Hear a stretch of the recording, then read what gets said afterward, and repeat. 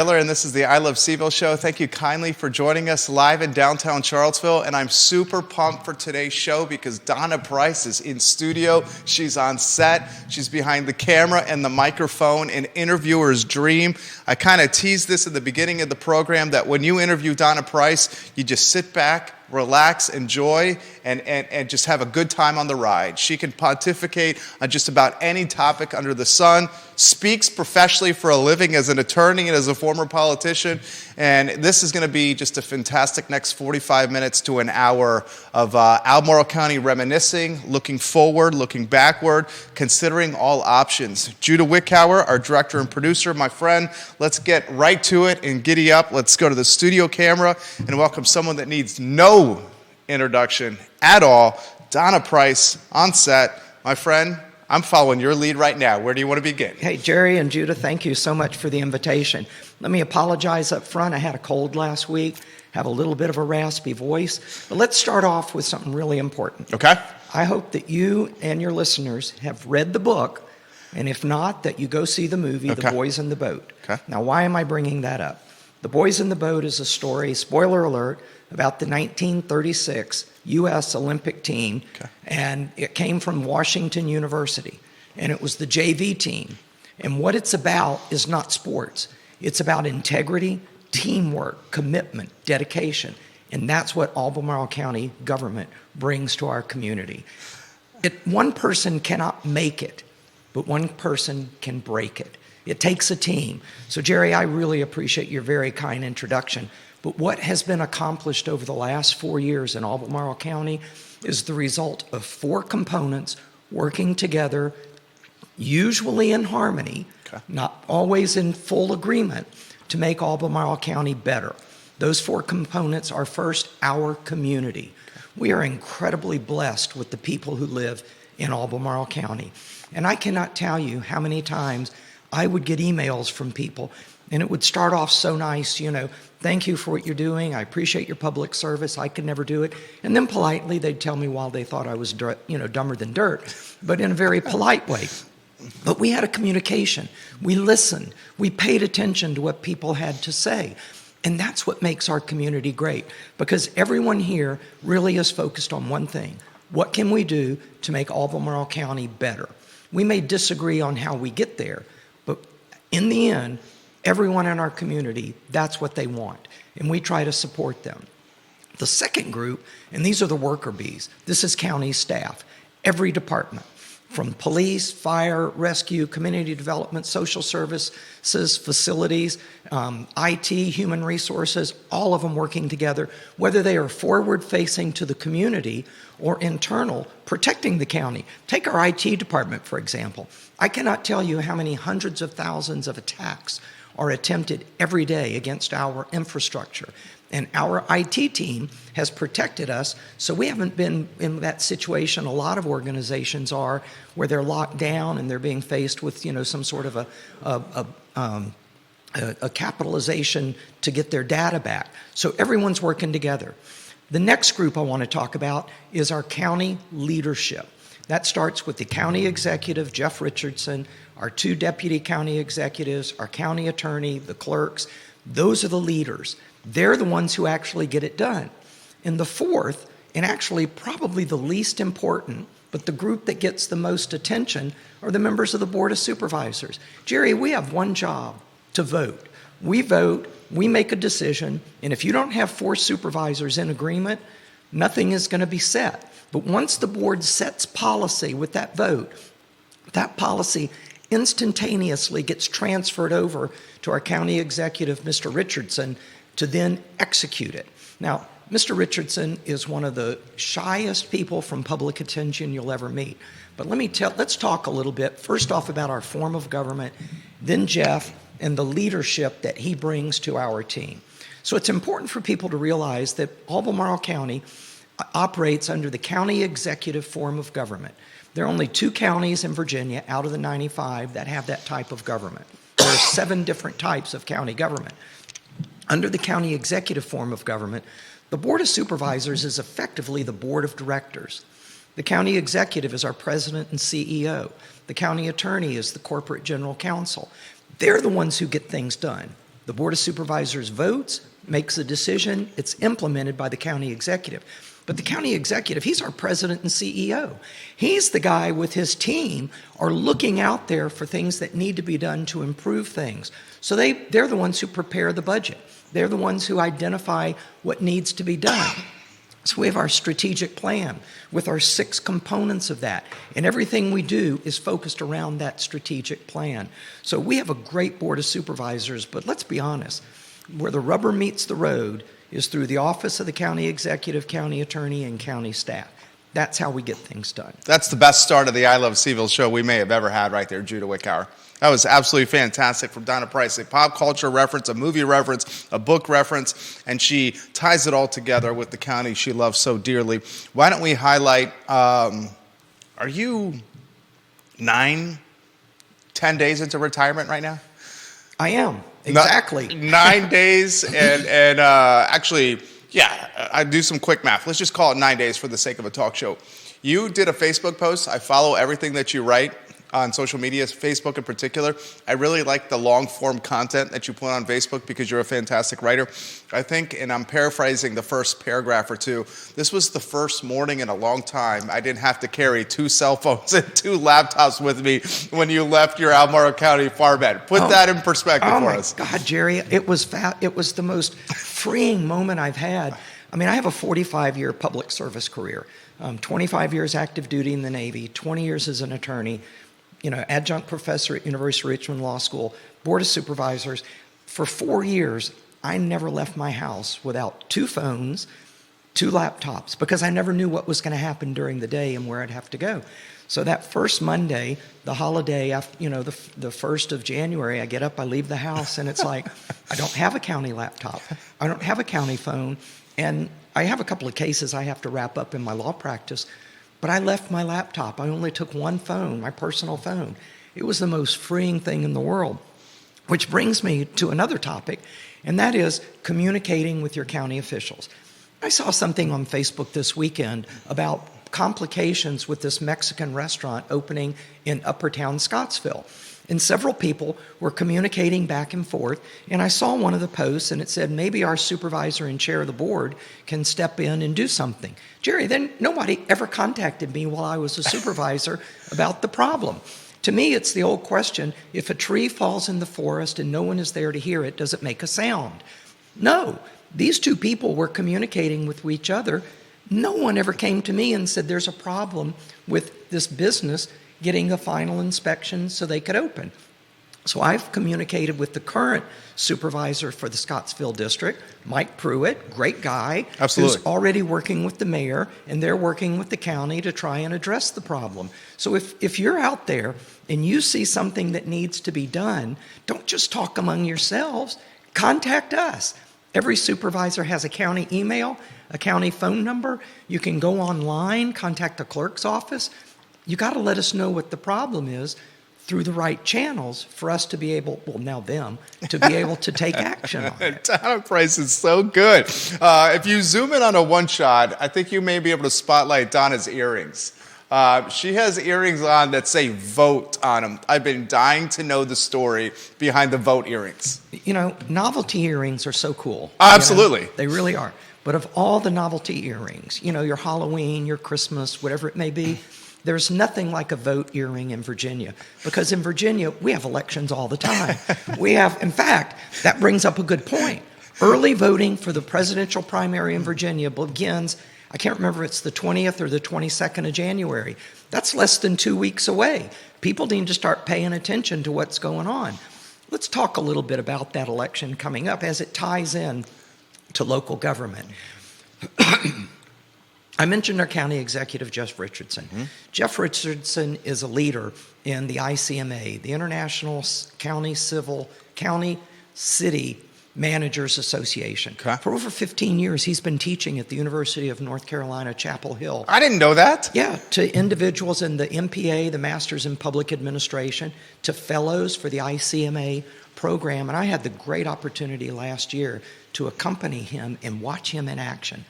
And you need to look at their code of ethics. Okay. And if you look at their code of ethics, it explains everything that you want to see in a public leader. So let's talk about these vote earrings. Okay. When you go out to vote, you ought to look at those ICMI code of ethics and what you want in a leader: integrity, dedication, commitment, not self-serving.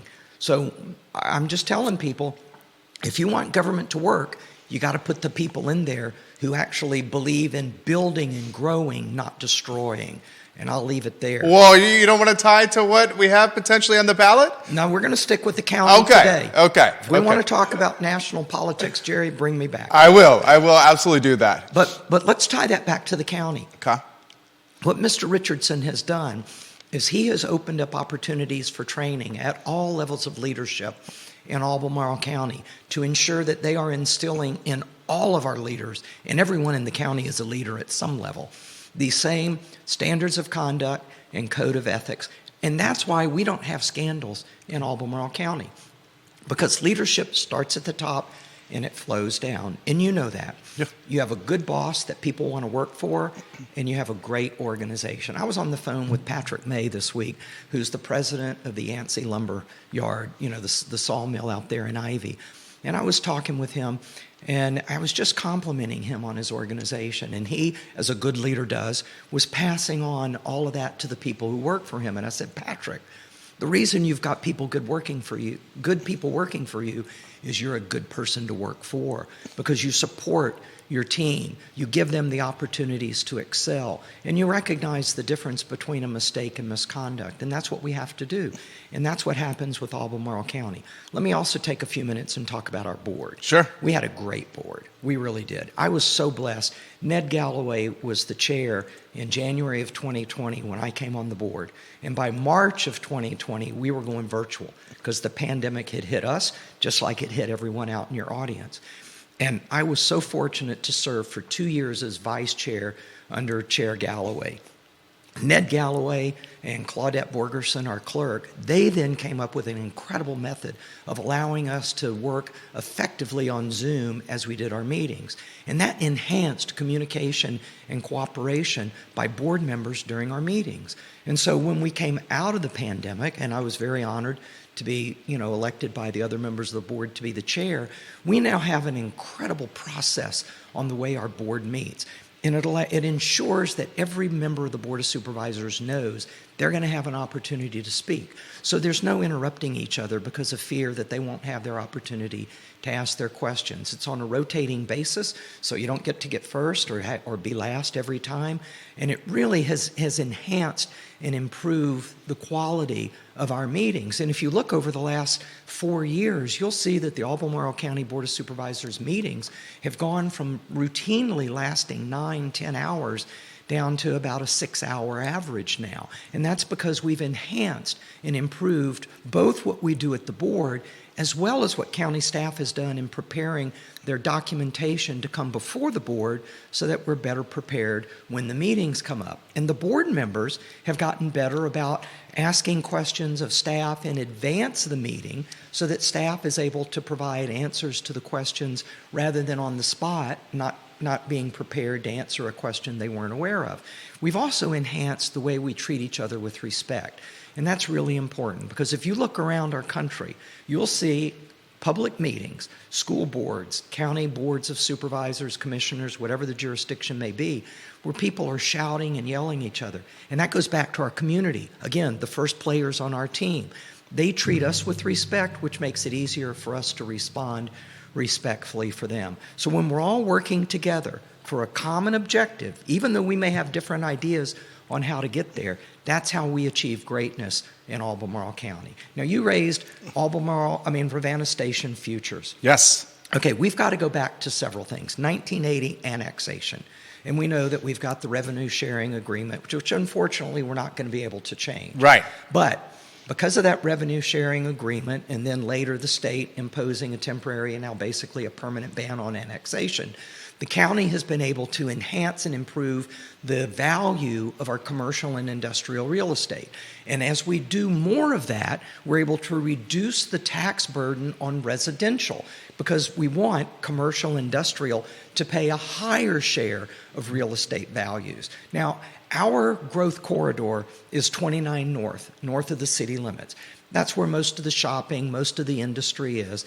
And we know that the defense industry in Albemarle County contributes $1.2 billion. With a B. With a B. Yep. To our economy. Half of that comes from Ravenna Station, 75 acres, the home of 3 intelligence agencies in the federal government. But we knew it was at risk of being moved. So by the county's purchase of about 460 acres surrounding Ravenna Station, we have, for the first time in Virginia, provided physical site security to a military installation.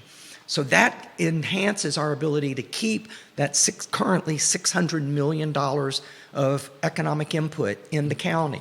And then by developing that into an intelligence community innovation campus, where we're working with universities, government, industry to bring more out there. Practically across the street from UVA Foundation's North Fork, we've got over 1,000 acres. Greene County, just to the north of us, has got over 500 acres they're designating. So we're looking at over 1,500 acres of land available for high-tech industry, which is going to be the growth for our county. I remain convinced that the county's purchase of Ravenna Station Futures is the greatest economic opportunity for our county and region since the establishment of the University of Virginia in the early 1800s. That's worth reiterating here, and I concur. The greatest economic impact, Ravenna Station, since the University of Virginia in Albemarle County, and happening under her 4-year term. Now, there was others on the board. It was our team. It was a team effort. It was a team effort. And let me highlight especially Supervisor Ann Malik. Please. And Supervisor Diantha McKeel. Please. Supervisor Malik was the first supervisor many, many years ago to identify and recognize the risk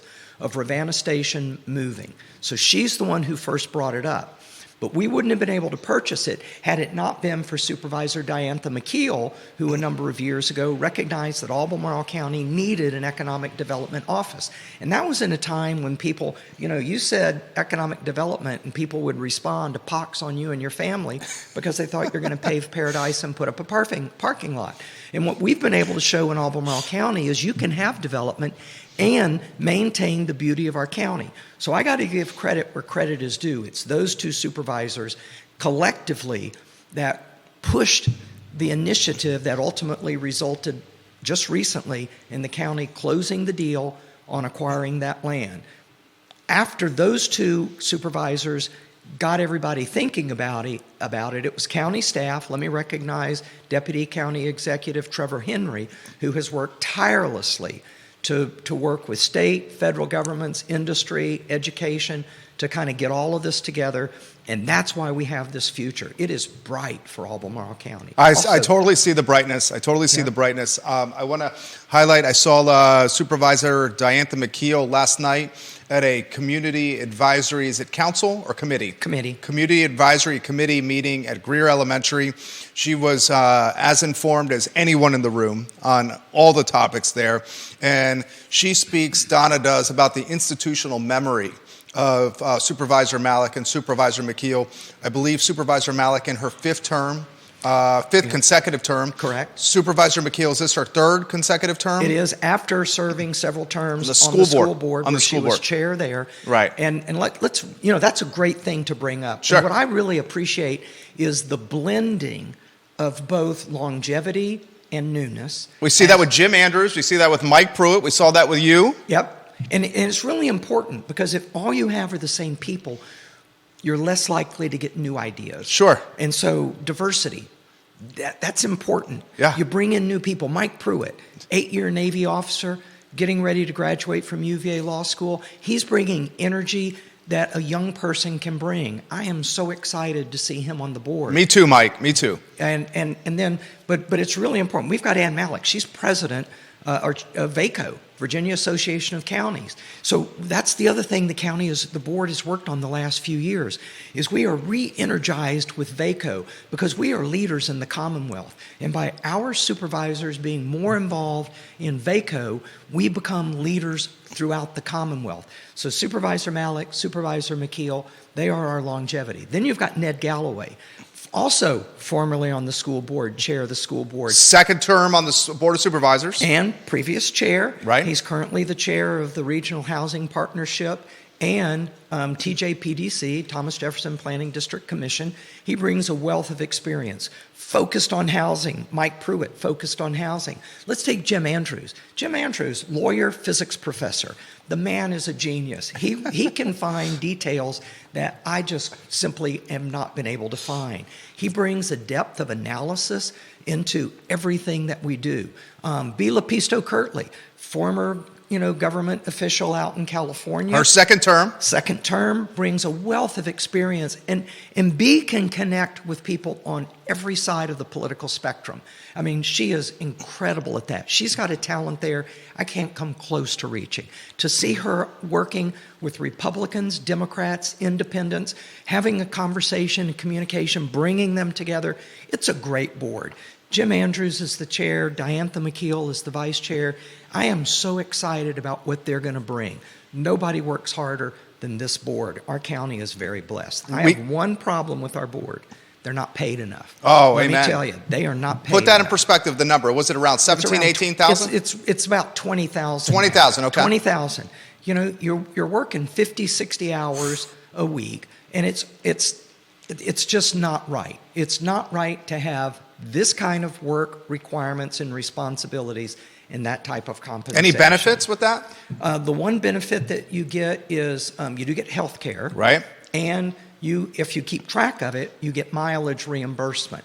And thank God I got mileage reimbursement. There were days I would put over 100 miles driving And she's around got a the big county. truck. Ford F-350. I was going to say, I've seen it at ACAC before. Yeah.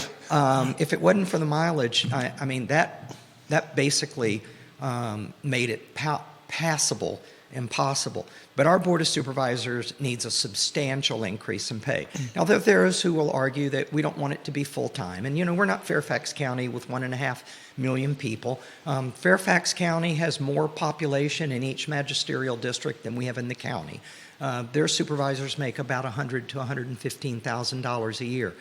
We don't need that. We've got a $500 million budget in the county, though, and the supervisors need to be paid more. And I can say that it's not self-serving. I'm off the board. The Board of Supervisors is not fairly compensated. I would love to see, and I brought this up to County Executive Mr. Richardson, I would like to see the same type of comprehensive compensation study done for the Board of Supervisors that was done for the county. Let's talk a little bit about what the county has done. Our sixth strategic priority is a stable workforce. When I came on the board, the county was suffering from an exodus of people. Do you know that over half of the people working for the county have been there less than 5 years? This is Albemarle County, actually employed by Albemarle. 800 employees, over half of them have been there less than 5 years. Man. We have a new county attorney, Steve Rosenberg. He's great. He replaced Greg Kampner, who was great as well. And Greg was just like Jeff on statewide county attorney involvement. We have a new deputy county executive in Ann Wall. She brings a wealth of experience. I only got to work with her for a week or two, but she's very impressive. Replaced Doug Walker, who retired. We've got a new human resources. We've got a new IT director. I mean, I could go down the list. How much leadership has changed? Half of the county is less than 5 years experience.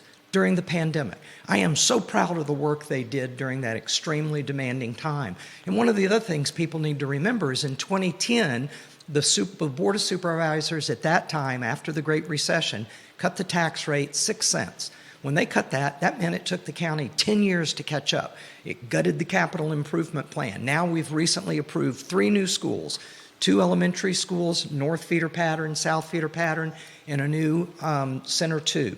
We're getting ready to open up the first stage of Biscuit Run Park. We've enhanced a lot of our other parks. We're establishing a public works department because our growth area, the urban ring, is indistinguishable from the city. We've got a street sweeper now. And our county staff did all of that with half of them being brand new employees. I am so proud of our county staff. They're professional, and they're always looking for compliance, not charging someone. And they will work with you as long as you're willing to work with the county to bring you into compliance rather than taking some sort of, adverse action against you. So it's working together, the community members and the staff. So it's really been great what they've been able to accomplish. Neil Williamson watching the program right now. Carol Thorpe will get to your comments. Neil Williamson. Let me talk about Neil. Yeah. Neil is a great guy. Neil is there every single meeting. Seats available. Yeah, I love that, seats available. And I love Neil's writings, and I love his questions. And he holds our feet to the fire. And let's talk about that a little bit. The motto of the Washington Post is democracy dies in darkness. And Neil Williamson is our local reporter. I know he's the president of the Free Enterprise Forum. Yep. And he does a great job. But I always appreciate the critical questions that he asks to make sure that we're not overlooking something. So, Neil, thank you for your public service. He has a couple questions for you, and I will relay them Neil, live on air. I just said nice things about you. Come on, don't put me on the hot seat. Viewers and listeners, you can ask Donna Price questions by putting them in the comments section. John Blair, the attorney, also a city executive, town executive. I'll get to your comments on LinkedIn here. John's a great guy, too. Oh, great guy. Yeah. John is a great guy. Neil Williamson says this, does former Supervisor Price believe the compensation is responsible for the lack of diversity on the Board of Supervisors? Well, what do you mean by diversity? Do you mean diversity by virtue of age? I think that's what he means. Income? Yeah. Do Also, you mean racial? The type of employment as well. Because you and I, as entrepreneurs or self-employed individuals, we can set our schedule. Whereas someone that may be working like a 9 to 6, 9 to 5, 9 to 7:30, whatever it is, shift work, may have a difficult time meeting the demands of supervisor work. There's so many factors that go into a person's availability to run for public office. And let me also point out the animosity of our era. We live in an era of anger. People are quick to judge, hold a grudge, and whereas I grew up, where you're supposed to treat other people with respect, it's almost become in fashion to demonstrate how mean you can be to someone else. So think about, there was a vacancy on the Charlottesville City Council a year or so ago, and I think they had like 12 or 15 people who applied for it. Yet when it comes to running for office, going in a campaign, it's hard to find people who are willing to do it. That's a great point. So when 3 seats were up this past election cycle for the city council race, 5 people ran. When a replacement spot was up, when Sina McGill resigned midterm for personal reasons, there was a dozen that applied. And perhaps to her point, the point she's making, those a dozen who applied did not have to go through the campaign or the election cycle where there's exposure and vulnerability. And they were appointed. And let's talk a little bit about that. When I ran in 2019, the first interview I had with the newspaper, we're chatting about all my background and all of that, and then the reporter kind of starts doing this hemming and hawing, and I knew what he was waiting to ask me. So finally, I just said, come on, just ask the question. He said, okay, are you going to run as a transgender candidate? I said, no.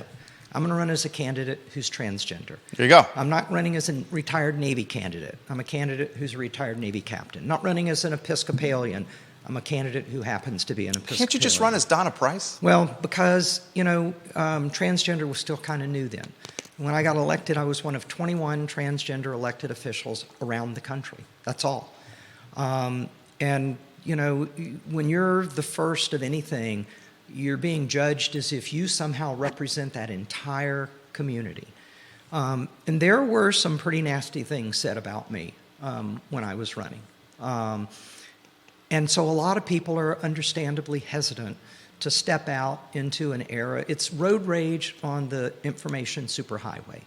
People hide behind the semi-anonymity of being able to attack you. Keyboard muscles. Exactly. They wouldn't do it to your face. Exactly. But they're happy to do that.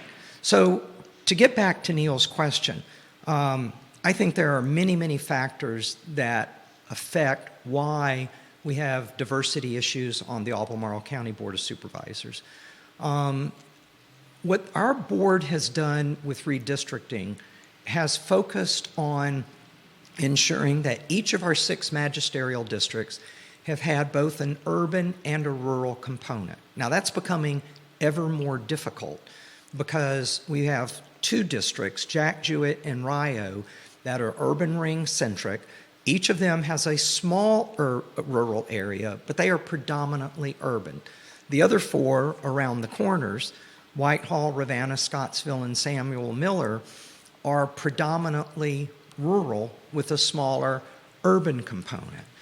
When redistricting came up while I was on the board, we were handicapped because the census had not been completed in a timely fashion. And by the time it finally worked its way through and the Supreme Court of Virginia finally approved the congressional redistricting, which then impacted what we did at the county level, we didn't have a whole lot of time, but I'm satisfied with the redistricting we did. One of the things that I looked into, though, was, is it possible to have a minority-majority magisterial district in Albemarle County, which you find in a lot of other redistricting? And the reality is the minority population in Albemarle County is so widely dispersed, you would have to gerrymander to have that. But because we don't have a minority, majority, or minority plurality district at this time, the reality is it makes it much more of a challenge for a racial minority to be elected. Makes the board homogenous. Yes, it is. And I actually did, I can't remember the data right now, but I went back and looked over the course of time how many different supervisors had been elected. I think Neil Williamson, you taught me this. I think there's been one African American. One African Is it American. Mr. Barber? I don't recall the name. I think Neil taught me this. Correct me if I'm wrong. One in Albemarle County's history, and that's a travesty. It really is. It's mostly been older white males, although more recently there's been a large number of women on the board. In my first 2 years, there were 5 women and 1 man. Then it went to 4 women and 1 man.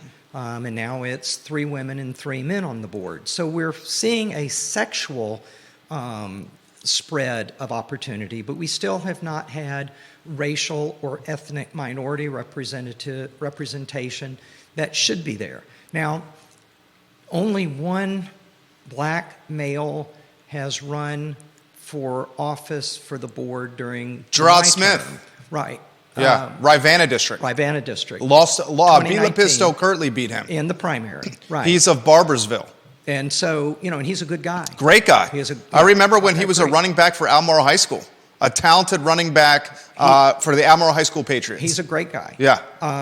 And so, me, Donna Price, local community member, no longer elected official, I would love to see as time progresses that a few supervisors with experience stay on for that corporate knowledge and continuity, but also that some step aside and let younger individuals, Mike Pruitt in the Scottsville district. So, and Kenneth Martin's his name. Thank you, Neil Williamson, for that. Kenneth Martin, the lone African-American to ever serve on the board in Albemarle County history. Kenneth Martin, thank you for that clarity right there. Supervisor Pruitt has come on the talk show.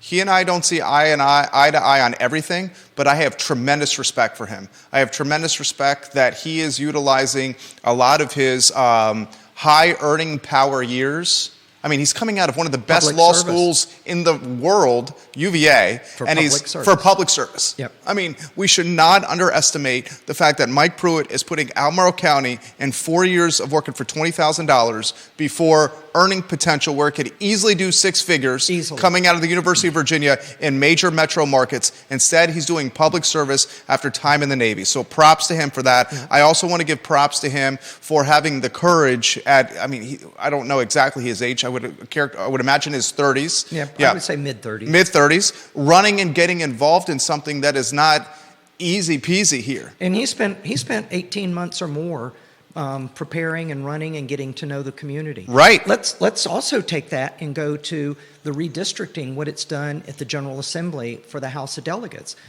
Amy Laufer, Katrina Carlson. We've got two young, outstanding women. We almost had Donna Price. You know, if Amy hadn't run, I'd have stayed in the race. But with Amy, I was very satisfied to say I'm old enough I can step aside, because we do need to have a younger generation. And with redistricting, you know, those are positions to lose for the next roughly 10 years, well, 7 years, I guess, 6 years, until the next redistricting. So that gives continuity and increasing seniority so that Albemarle County, for the first time in decades, has an opportunity in the House of Delegates to have senior leadership. And we've got Cree Deeds over in the Senate, who has been a bellwether for years, maintaining, you know, some seniority and bringing great leadership over there, particularly on things that affect families, mental health, things like that. So I think Albemarle County is really well positioned right now at the General Assembly level with, in the Senate, Cree Deeds, in the House with Amy and Katrina, at the Board of Supervisors. I can't talk as much about the school board, not because I don't care, but because when I was on the Board of Supervisors, I put very firm, you know, lane lines up that I stayed out of school board business. Let's talk about another thing. County-city relationship. Oh, yeah. Lloyd Snook and I met each other. We used to both go to the same church, St. Paul's Memorial Episcopal, right across from the Rotunda. We got to know each other there. Then I moved to a rural church. Didn't know he was going to run for city council. He didn't know I was going to run for the board. He becomes mayor, I become chair. We started an almost monthly public luncheon because we wanted people to see the city and the county working together. And Jim Andrews is continuing that with Mayor Juan Diego Wade. And so what we are seeing is an enhancement of relationships between the city and the county. And I tell you, there was almost not a single time when Lloyd and I were having lunch that someone didn't stop and say how great it is to see the city and the county working together. Let me also give props to J.J. Davis and President Ryan over at UVA. Same thing. We know the University of Virginia is the big player in our region. Oh, yeah. I mean, they are bigger than everybody else put together. But over the last several years, the university has really enhanced its efforts to reach out to the city and the county to bring us in and let us know that they care about what we believe and what we think and what needs to be done. So what we're seeing now is the city, the county, the university working together in ways that has not existed for years. And so, you know, all of this together, it goes back to the community. It's all of us working together to make this a better place. I love it. John Blair giving you some props. He says Donna Price was a model elected official for Albemarle County. I'm going to get to your comments. Put them in the feed. We'll relay them live on air. Vanessa, I will get to yours. Carol, I feel very comfortable with everything, and I'll get to your comment here in a matter of moments. I want to throw this to you here. Could you put us as a potential fly on the wall with the negotiations of Rivanna Station? Was it $58 million? 58 million is, I think that's what the final figure ended up being. Roughly $58 million. Right. Wendell Wood, the landowner, I think it was a brilliant move. Brilliant move. The initial reaction was one of not shock, but maybe sticker shock. But then once that sticker shock wore off and we truly understood what you guys did, it was a no-brainer. It was an absolute no-brainer. $600 million from Rivanna Station annually to our economy. Yeah. $58 million to buy the land is a tenth. And what we can, when that gets built out, oh my gosh. You have an entire economic ecosystem that is potentially not even directly tied to the University of Virginia, which breeds further stability for the region and certainly for the county. But could you give us like a fly on the wall, like some behind the scenes of the negotiation, maybe a timeline how it played out? No. Can't go there. Okay. Let's go back to that. Sure. When it is built out, and it's going to take years, be patient. Sure. You know, not only did we have to buy the land, now you have to put in the infrastructure, which is probably somewhere in the $50 million or so range. Okay. You know, roads and technology, and this is going to be high-tech technology because a SCIF, a sensitive compartmented information facility for highly classified information, all of that has to be protected. Right. But when that all gets built out, think about what that's going to do to the commercial and industrial real estate values in Albemarle County and the way that's going to reduce the burden on residential 100%. property owners. Yeah. it's going to pay for itself many times over. Yeah. New jobs, incremental tax revenue, stability when it comes to the economy, because it's not just market share dominated by UVA. It's basically another economic ecosystem being created. I think this is a no-brainer. And it's not warehouses. And it's not, yeah, no, right. And I've got nothing against warehouses. I live in the county. I live way out in the county. I buy stuff online all the time. These, fulfillment centers or warehouses, they're part of our economic ecosystem. But the jobs the employees get there, they're not going to be paying $80,000, $100,000 a year, which is what these jobs at Ravenna Station Futures and North Fork, that's what those jobs will be paying. Jim Hingley watching the program right now. Oh, and what a Jim, great Commonwealth Jim attorney. Hingley is phenomenal. He has a slight correction Jim Hingley does on Neil Williamson. He says it's Charles S. Martin and not Kenneth Martin. Charles S. Martin is a former member of the Albemarle County Board of Supervisors who served from 1991 to 2003, and he passed away in April of 2012 at age 57. And to Jim's credit, has citation marks. That's Jim. That's sent over here. I love that. Let's talk a little bit about, Neil asked a good question, diversity on the board, okay? The board has no control over diversity in terms of who runs for office. That's the public decides, someone in the public going to run. Let's talk about what Jeff Richardson has done in county government, however. I am a firm believer in diversity, equity, and inclusion. And all of these people who talk about wokeism, well, it's just another word for, quote, political correctness back early in my career. Political correctness is nothing more than treating everyone with dignity and respect and giving every individual the same opportunities for success. And that's what Jeff Richardson has done with county government. You look at the changes from almost exclusively white and white male leadership in the county to now you've got women, people of color, you've got all different ethnicities and everything, and it's always working. And these are not, affirmative action hires. These are qualified individuals. If you didn't have a focus on giving everyone an equal opportunity, then they wouldn't be given the opportunity to succeed. And they are bringing great improvements to the county. So I am extremely proud. We have a county government that looks like our county population, and that's what it should be. Yeah, I think I 100% agree on that. Philip Dow watching the program in Scottsville. Oh, I love Philip. Holly Foster says, I hope Ms. Price will enjoy her retirement and get some travel in soon. With her law background, would she consider running for Attorney General for the state of Virginia? She would have my vote. We need individuals in government with common sense. Is your political career over, Donna Price? I don't know, Jerry. You want to break some news on the show here? No news on the show, but I've been working, it's like a 45-year professional career, and then if you count working during law school, college, you've been grinding. high school, it's been a long, so I'm at least going to take a couple of years off because I need it. And how does Donna Price enjoy her time off? What do you do personal time? Well, the first thing, I've started to read books again. Okay. I'm reading about a 600-page biography on Martin Luther King Jr. The two Kings, as I call them, are my heroes, Billie Jean King and Martin Luther King Jr. Oh, that's fantastic. She's a sports fan. Yeah. And, each of them in their own ways have been leaders in bringing equality and justice. So that's the first thing I'm reading for pleasure, which I've not had time to do. I signed a contract for that elusive truck camper people have heard me talking about for years. I'm going to be picking that up later this month. I bought the book on Virginia campgrounds. I plan on visiting all of them over the next few years. I'm going to hike the Camino, take a couple of months over in Europe. Can't do that if you're holding elective office. You're living the dream right now. I am living the dream. So give me a couple of years for me. Call it my sabbatical time, and at the end of that, we'll figure out where things go. Ginny Hu on Twitter, hello. Albert Graves on Twitter, hello. Welcome to the broadcast. Viewers and listeners, let us know your thoughts. A couple of TV stations watching the program as we speak right here with the famous and the talented Donna Price on the show. I want to get to this. You mentioned when you were campaigning that you faced some nasty attacks during the campaign. Yeah. I saw similar nasty attacks this past election cycle.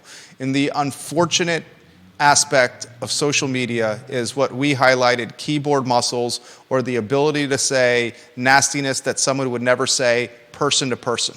We saw this at the delegate level. We saw this at the state senate level. We certainly saw this at the school board level. We saw this even a little bit in Albemarle County Board of Supervisor races, in particular in the Rivanna district. And I will leave it at that. I want to understand the psychology of Donna Price. Are you the DNA and mindset that it just fueled your fire? Or did it give you pause and make you think, am I making the right decision? I never hesitated to run for office and never thought it was not the right decision. I honestly feel sorry for people, keyboard muscles, you call it. Right. In our very first Zoom meeting in March of 2020, within seconds of opening up the chat line to the public, someone typed in FUU trans POS and went on from there. I feel sorry for people, and I actually have the transcript, and I know that person's name because they weren't smart enough to hide their identity at that point. Someone else then chimed in with some of the most racist language, 7 pages of doing it. The county fortunately learned how to put a stop to that, but we know that it's happened at city council meetings. They've banned Zoom. Yeah. They've banned Zoom commenting on the record during the public portion of council meetings. Because there are cowards out there. The cowards. They're total cowards. The other thing is there are people around the country who have no connection with our community. When I want to talk about a couple of the decisions that we made on the Board of Supervisors, of which I am most proud. And this is the team of the board. This is not me, Donna Price. It takes 6 of us to do it. The first one, in terms of significance, was our decision to remove Confederate iconography in front of the county courthouse. The pedestal, the statue, the cannons, and the stacked cannonballs. Most of the decisions we make as a board are what I call better best decisions. That was a right-wrong decision. It's either right to leave it there or it's wrong to leave it there. It's either right to remove it or it's wrong to remove it. And then the better best decision is what do we do with it once we removed it? And state law limited how we could handle it. And our board was unanimous in our decision to remove it. And I am so proud of the fact that Albemarle County was the first local jurisdiction in the Commonwealth to lawfully remove Confederate iconography. 6-0, easy vote. More difficult was what are we going to do with it? We had a number of entities and individuals who wanted it. State law limited who we could dispose of it to. And there were 3 in favor of one location, 2 opposed. I was one of the 2 opposed to it, and 1 who could have gone either way on it. This is the better best decision. We made the right decision to remove it. Now better best is what do we do with it? And this to me showed the strength of our board. We don't have sidebar conversations like you see in TV or in a courtroom. And as we did our discussion, and it was looking to be a 3-2-1 vote, the 3 stayed consistent, and the 2 and the 1 all realized that the best decision for our county was that all 6 of us agree that it be disposed of the way the 3 wanted it to go. So it ended up being 6-0, the right decision to remove it, and 6-0, the best decision on where it was going to go. And I'm so proud of our board for doing that because we all saw through our discussion this was the best thing for our community. Get that festering sore out of here. So I was very proud of our board the way we handled that.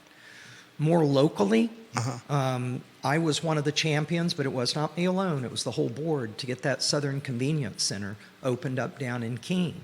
And it is a beautiful facility. Next, they're going to build one on the northern side of the county, which means you'll have 4 different places in the county that you can take your recycling, Ivy, McIntyre, Northern, and Southern. You'll have 3 locations where you can take your household garbage, Northern, Southern, and Ivy, and 1 location where you can take your bulky items out at Ivy. Those are within the county. I also want to give props to Vanderland over at Zion's. Over 85% of what is dropped off at Zion at Vanderland is recycled.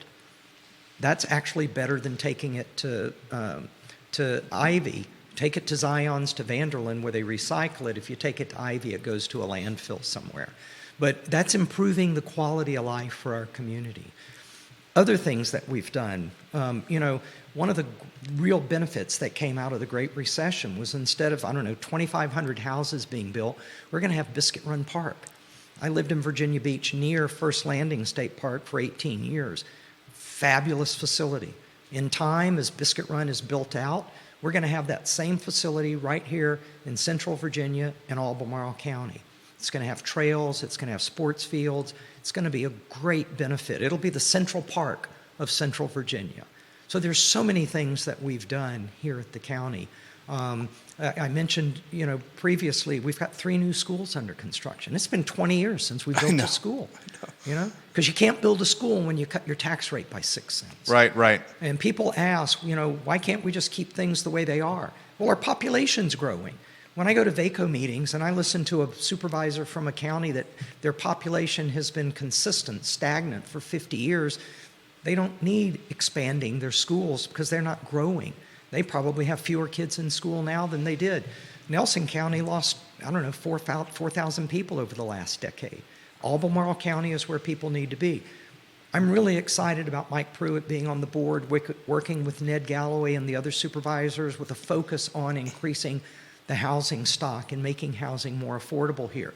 But I am not yet in favor of expanding our growth area. I was going to ask you that. We got 5% of Albemarle County allocated for development, and of that 5%, not all of it has the topography for actual development. That's true. And you cannot build to 100% capacity on any site because they're not all flat. You've got, stream protection, you've got topography, you've got all these other issues out there.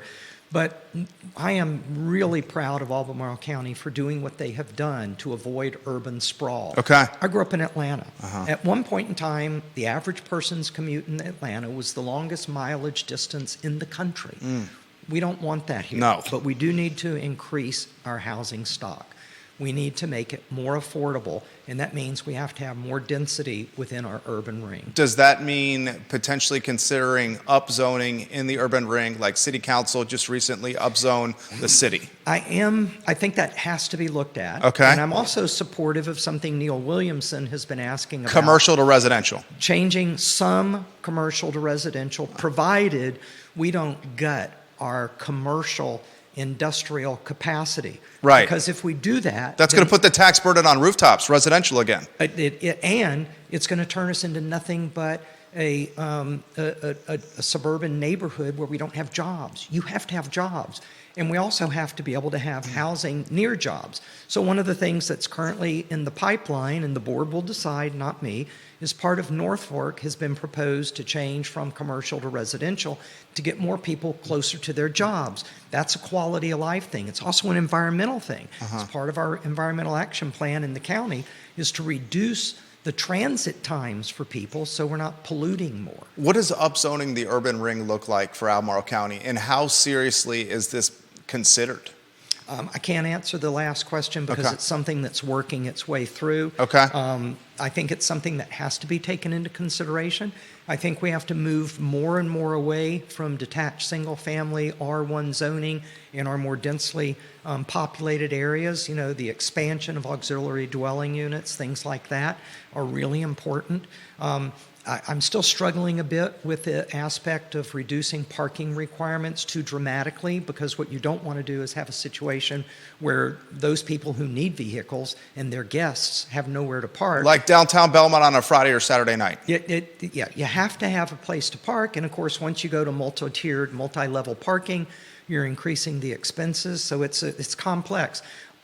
Charlottesville still is not at the capacity of population density to be able to fully support the, a metro type system like in Washington, D.C. So, public transportation in the city and the urban ring remains a challenge. Yeah. But microcat is just booming right now. It is. Early indications and reports are that's really growing. And as it grows, we can expand it. And as we expand it, it gets used more. So everything's on a cycle. Nothing stays still. You're either moving up or you're moving down. And right now, microcat is improving our local public transportation opportunities. How much of Albemarle County governance is tied to the potential cause and effect of the city of Charlottesville. County surrounds the city. 5% of Albemarle County allocated to development, basically housing people. And if that 5%, and I'm with you, I don't think the 5% should be expanded until not yet, because the 5% is not fully utilized. No. So why expand something when it's not fully utilized? I'm 100% agreement. Here's the question I have for you though. If Albemarle County is not careful, it's going to continue. Albemarle County, in a lot of ways, could be the charge leader of unaffordability in the city of Charlottesville. We could be, but let's also look at what county has done, not by itself. Okay. Again, it's a team effort. Sure. Take Habitat and all the other entities with the county and what's happening in Southwood. Okay. Okay. You're taking a large tract of land, which is much easier to redevelop than these small lots. Sure. A large tract of land, 330 roughly dilapidated trailers, transformed into wonderful housing for over 1,000 units. Okay. Okay. That is bringing in more availability of housing, better quality of life for everyone, and 3 times the number of people. Okay. So if I remember right, you've got a little over 50,000 people in the city of Charlottesville, 10 square miles. Our urban ring is roughly 38 square miles, okay, and about the same population. So we're roughly 25% of the density in our urban ring that Charlottesville is. So we still have time and the ability to become more dense in our urban ring before we have to expand into the development areas. And I know the developers want us to expand into the development areas because they can sell the land, build houses. But if we do that too soon, then we're just going to have nothing but sprawl. Because we're going to have, single houses on large lots. Yeah. And that's going to go against everything that we're working for. 1,000% agree with you. Not only would we have sprawl, we would have infrastructure concerns and environmental concerns. Absolutely. And we don't want, and I'm not trying to throw shade on Fredericksburg, but that's not what we want in Albemarle County. You mentioned Atlanta. I don't want that in Albemarle County either. No. So I'll throw this to you. You mentioned transportation. What's the role, from your standpoint, of ubiquitous and approachable transportation with affordability? Housing affordability. The first thing is we have to get a regional transit authority. When I lived in Virginia Beach for those 18 years, I called it the Seven Sisters, the 7 cities down there, each of which were more concerned about their own rice bowls.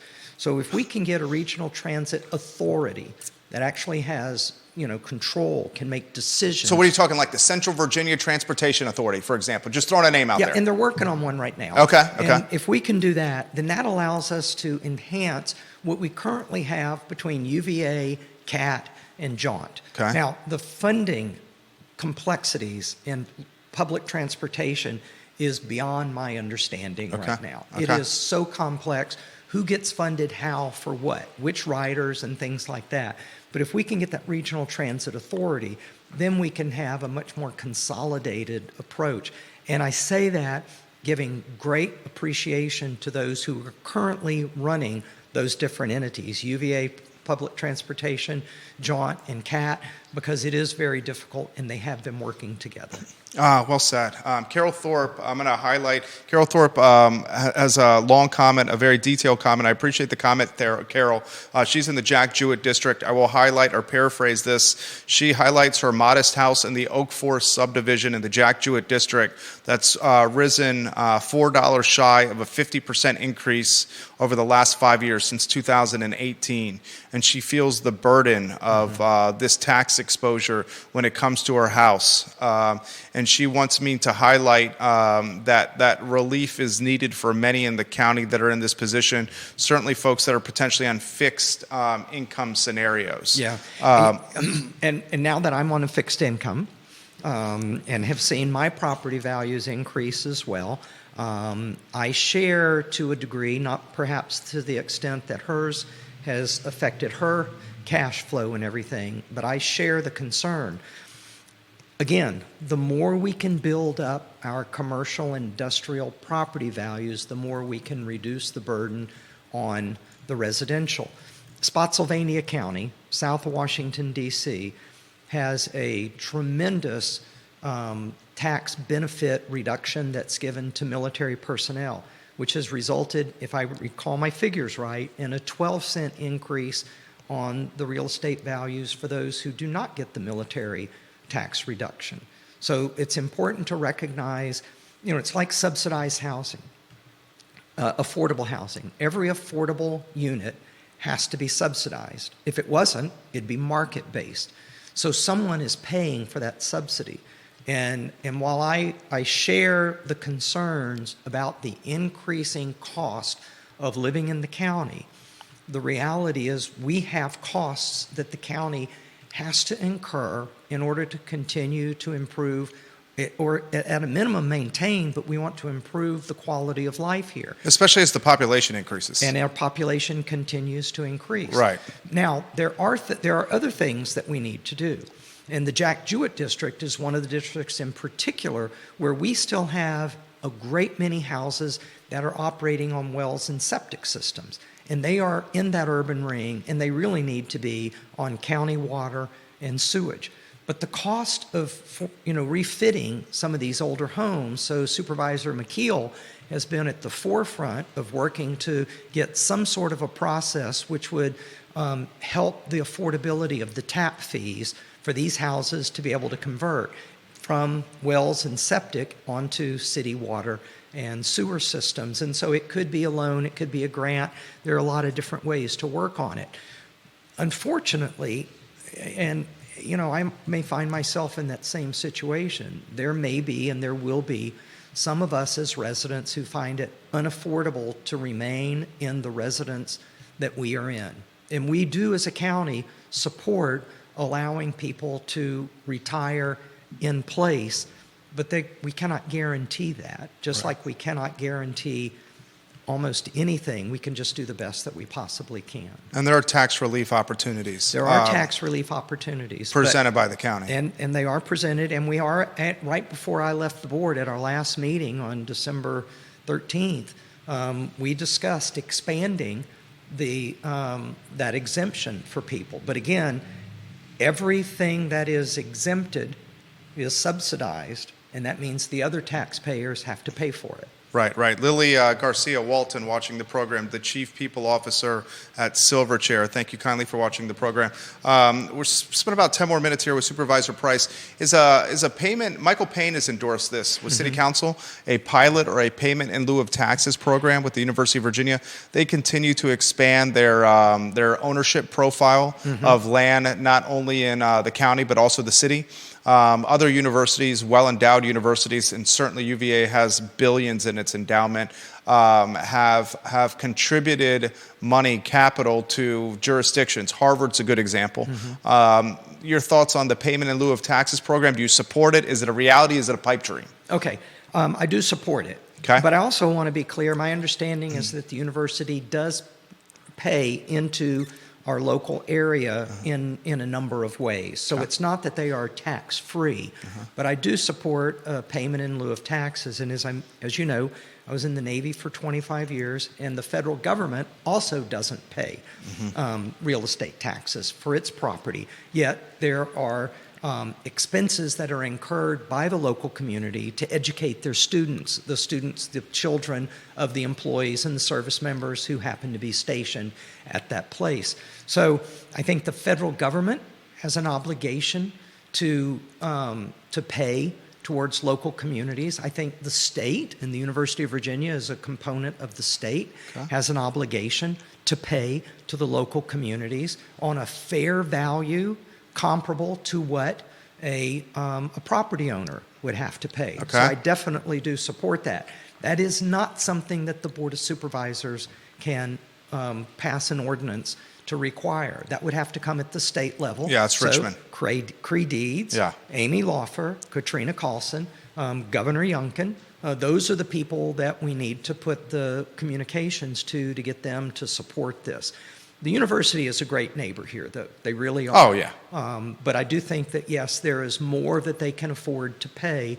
And through either the university or the UVA Foundation, they own a great deal of land in our community. What is do you have any regrets for your 4 years as an elected official in Albemarle County? I miss it already. Do you? I do miss it. Wow. I miss it tremendously because 45 years of public service. It's hard to step away, but I think it was for me the right thing. I needed a break. I need some time for me. Did you feel burnt out? No. It wasn't that I felt burnt out. My dad's 97, my mom's 93. I watched them very closely, 60s, 70s, 80s, 90s. I took my mom and dad to Ireland when dad was 82 and mom was 78. It was the last major trip they ever went on. Okay. Dad could have done a little more. Mom really couldn't. Now they get exhausted just talking with you for a little while.